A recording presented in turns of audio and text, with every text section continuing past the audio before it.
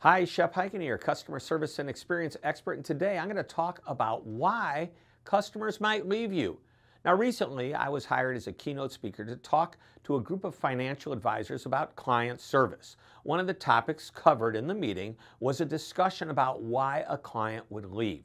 Now, the most obvious reason might be that the financial advisor gave bad advice and that the client lost money. But let's assume the advisor is smart, the advice is sound, and the return on investments meets expectations. Even with all of that, why would a client still want to leave?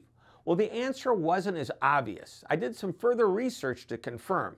And even if the advisor hits the financial goals, the relationship may not be strong enough to retain the client without proper, here's the word, communication. So one word, communication is the answer. Without the right amount of communication, the client, even though they're happy with their financial return, could be wooed away by a competitor. Now that made me wonder about the reason good companies lose customers. I don't think there's a company on the planet that can please every customer every time, although it's a lofty goal and the theme of one of my books, Amaze Every Customer Every Time. It's unrealistic to think that you could retain 100% of your customers forever. So with that in mind, I made a list of why customers might leave despite a good product and a good customer experience. Number one, price sensitivity.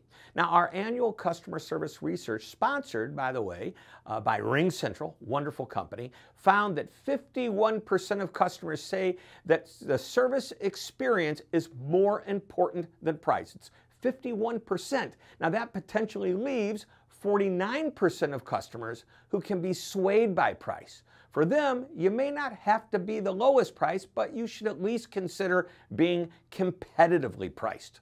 Number two, better offers. Now, this is more than price. This is about a promotion or a bundle that has enough perceived value to pull away existing customers. An example is the loss leader item some company used to steal customers away from their competitors. Number three, convenience.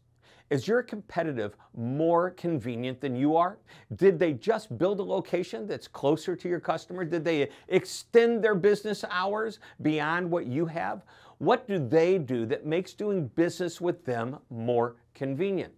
Number four, loyalty to an employee. Now, there are some instances where the relationship isn't between a customer and the company, but between a customer and an amazing employee. If that employee moves to the competition, they may take the customer. If the employee retires, the customer may be open to doing business with your competition. And finally, number five, they have something you don't have. Now, this is a tough one to beat. If the competition offers a product or service you don't, you risk losing the customer.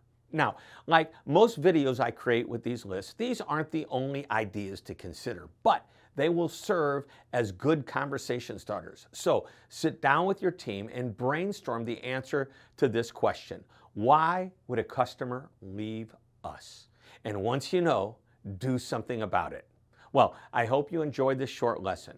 Thank you very much for tuning in. This is Shep Hyken reminding you to always be amazing.